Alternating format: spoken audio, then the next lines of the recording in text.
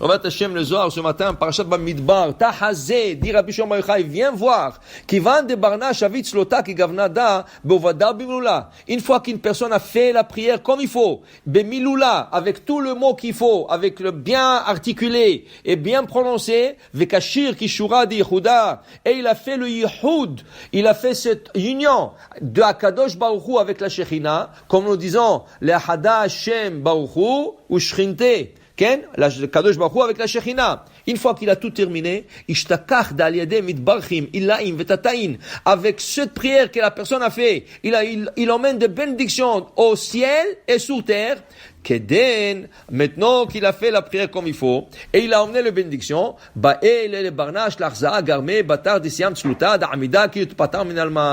maintenant, la personne doit se voir comme si elle doit quitter ce monde. Pourquoi? Quand tu as fait l'Amida, tu étais devant Akadosh Baruch Hu.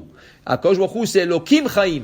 C'est Dieu vivant, c'est la vie. Et quand tu recules, c'est comme si tu recules de la vie, dit Rabbi Shimon Bar Yochai. Maintenant, la personne doit faire semblant comme s'il va quitter ce monde.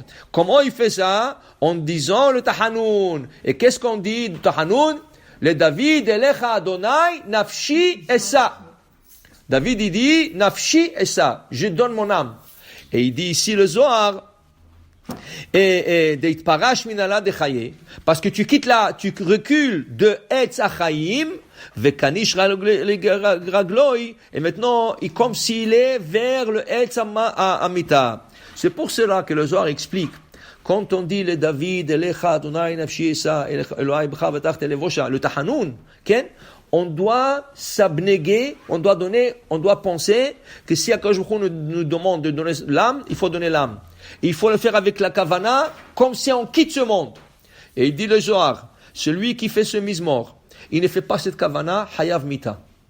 Si tu fais le David, Elecha Adonai Shisa, et tu fais pas la kavana qu'il faut, hayav mita. Alors, dit le Rab Ben Ishchai, alors c'est dangereux de faire ce mizmor-là, sans kavana, c'est dangereux.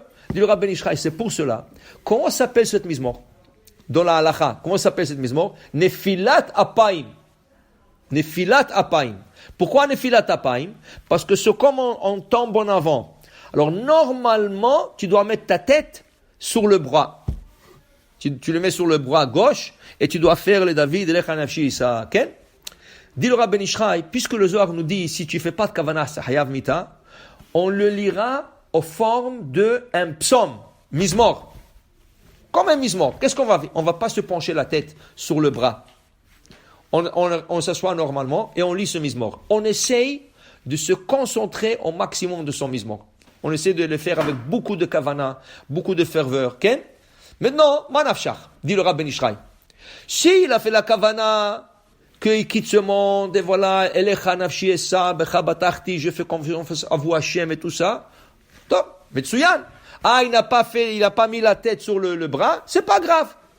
Mais si tu n'as pas fait la kavana, alors qu'est-ce qu'on le dit? On te considère de dire ce mizmor comme un mizmor Tehillim. Il n'y a pas de mal de dire un mizmor Tehillim. Quand tu le lis comme Tehillim, quand tu lis comme Tehillim, il n'y a pas à faire la kavana comme tu quittes ce monde, tout ça. Tu le lis mizmor Tehillim normal. Dans ce cas, il n'y a pas de problème. Alors il dit ici, une personne doit beaucoup se concentrer sur ce mizmor est très important. Les Ashkenaz, par exemple, ils font le Nefilat Apaim avec la tête mise sur le bras. Il y en a qui disent, il faut pas le matin, il faut pas le mettre sur le bras où il y a le tefilim, il faut le mettre sur le bras droit. Il y en a qui...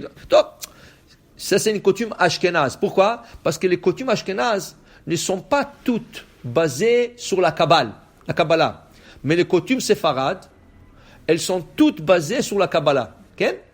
Au moins 99%. Peut-être il y a une ou deux. Je vous donne un exemple. Un exemple comme ça, 1 sur 1000 exemples. Le loulav, par exemple. Quand on prend le loulav, le Shulchan Aruch dit, tu tournes pas aux quatre coins. Tu te mets en face de l'est et tu bouges le loulav. Il donne des directions est, ouest, nord, sud. Et tu bouges pas. Rien que tu diriges le loulav vers l'est, vers le est, vers le sud, nord et vers le sud. Tu bouges les mains, mais tu tournes pas. Vient le Harizal, le beau-père du Rabbi Yosef Karo, dit non. On doit se tourner vers la direction où on bouge le lave, et les directions ne sont pas pareilles. Les directions sont sud, nord, est, en haut, en bas, ouest. Okay? Qu'est-ce que nous faisons tous? On suit toujours le Shulchan Aruch. Mais quand il arrive aux paroles de Harizal, on suit le Harizal. Quand le Harizal disait quelque chose, pourquoi? Parce que le Harizal s'est dévoilé rien que les 2 dernières années de sa vie. Et le Shulchan Aruch, il a dit, si j'aurais su qu'est-ce qu'il dit, je l'aurais introduit dans le Shulchan Aruch. Mais le Shulchan Aruch était déjà écrit. Le Harizal a dévoilé des choses après. Alors oui, il y a le Shulchan Aruch, mais il y a aussi le côté Kabbal. Okay? Alors les Ashkenazes qui étaient en Europe n'ont pas accepté la Torah de Harizal. Même leur côté kabbalistique, il n'est pas pareil comme le Harizal. Il y a différentes versions du Kabbal.